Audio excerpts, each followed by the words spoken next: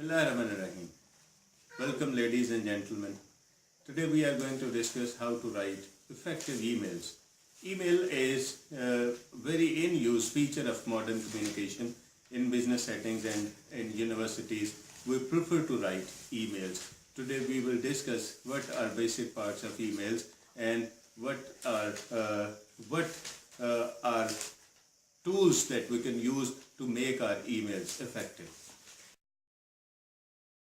Emails are a very fast way of communication. They are very convenient. We can very easily send and receive emails wherever we are, because in modern age we got gadgets that we can have in our pockets, and internet is available everywhere, at every place. So we can easily access emails. When we compare them with letters, which were used for business communication and official matters previously, we find that it is very easy to send and receive emails at this time. Email saves our money, email saves our time, and it is a very new and modern way of communication. It can be internal or external. It means that audience can be from our organization. They can be our colleagues, supervisors, co-workers or subordinates. Our audience can be our stakeholders from outside the organization. Then audience can be layered audience. There can be within one email you can send to a co-worker. An email is addressed to a co-worker, but you can also inform your senior through copying that email to that senior, and it simultaneously you will be having two audience in one email.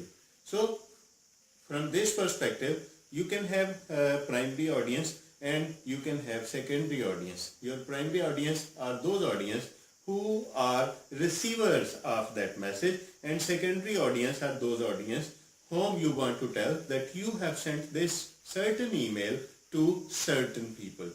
Then from perspective of knowledge of audience or orientation of audience towards your organization, they can be expert, they can be people who know your organization, or they can be laymen.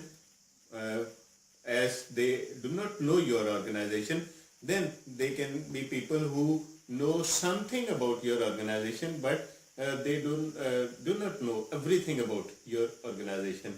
And there can be your primary audience of email can be a combination of experts and laymen, or experts and people with lower knowledge, or they can be all of them.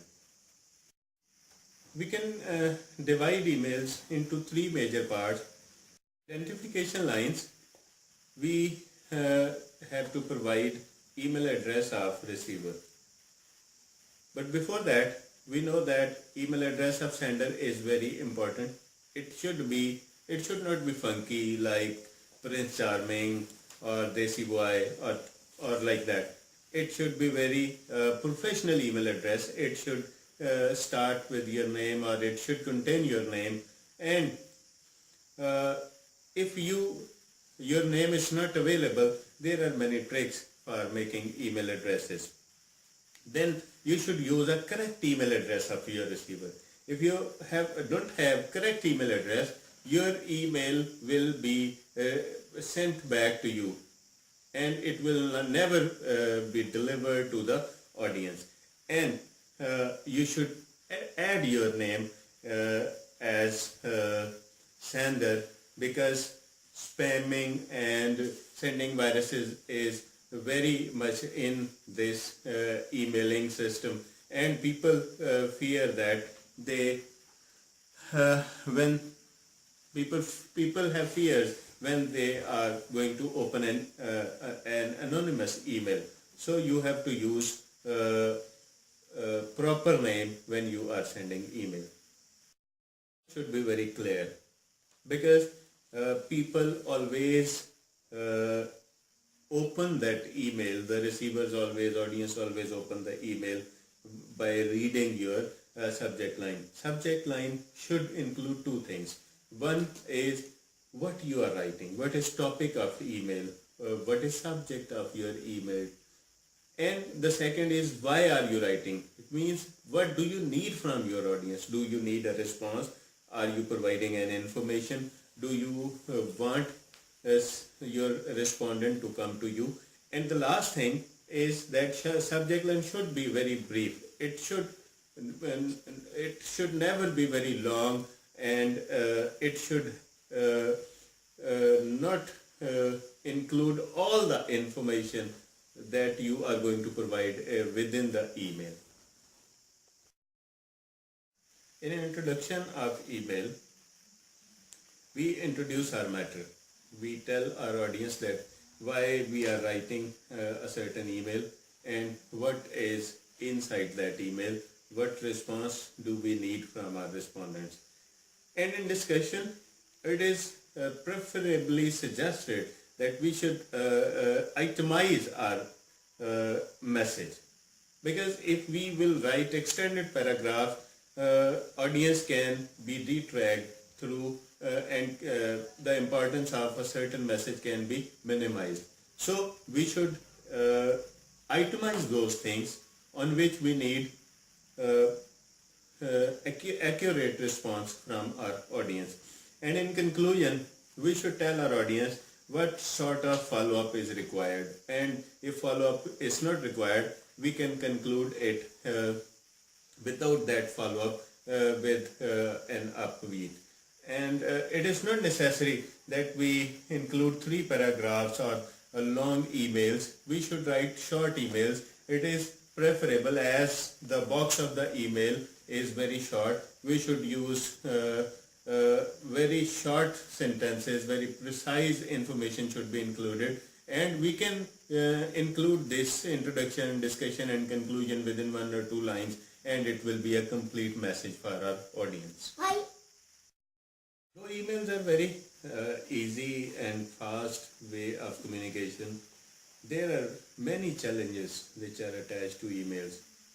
The first and foremost challenge is that email is not private. It is discoverable under law, and emails are tracked and traced through different sensors, and the email service providers can read your emails. Even the server room within your organization, the officer sitting over there can read your emails. Then emails are a way of communication through online things. It is e-communication which involves gadgets. Our tone sometimes can be unprofessional. We can use contractions, we can use short forms of words which can look unprofessional to our readers. And if we are looking unprofessional to our readers, it can bring our professionalism at stake. Moreover, our audience can think that we are not serious towards our job because our tone is very unprofessional. SMS language, which is very much in use these days, where we use short words like BZ, B and Z. Far before we use B and 4 digit for fine we use F and digit 9, and this type of language. If we mistakenly use such type of language or such type of words in our communication, if we tend to become informal while we are writing emails, it can bring our professionalism at stake. Such misunderstandings, we should avoid unprofessional tone, and we should avoid writing SMS language in our emails. Then we should not use all caps in our email, as it is counted as shouting within your writing. And we should not use similes and such features which do not seem very official and which do not seem very professional. We should be very careful when we are sending attachments through our emails, because attachments can be very heavy, and attachments can cause breaking of shut down the system. If we are attaching some documents, we should tell our audience that which format of document is being used, so that if your audience is not having that format, that software, the audience will manage software first, and then he or she will download that file and use that file.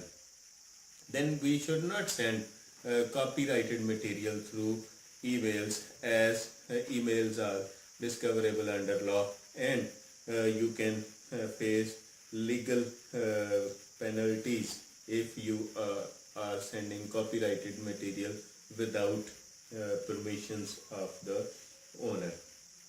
Then it is very necessary to proofread emails, because whenever we are typing something, we can commit errors, and if we do not proofread, and if we hurriedly send that email to our audience, we can reflect a very unprofessional behavior. There are errors, but it is behavior on gadgets, that we are very in a hurry, and hurriedly we want to press the send button, and due to this we can reflect an unprofessional attitude. Then we should be very careful about our recipients, that who are going to receive our email, because sometimes we do not want to send one email to one person, but we want to send that email to another person. If we are not careful, we just send that email without managing carefully, and it creates hazards within our offices. And last thing, there is one option in emails that we can use auto reply, which should be avoided. We should not reply to all, or we should not auto reply, because sometimes when we reply to all, the recipients, those people become recipients whom we do not want to send emails. So, ladies and gentlemen, we should be very careful when sending emails. We should write precise and to the point.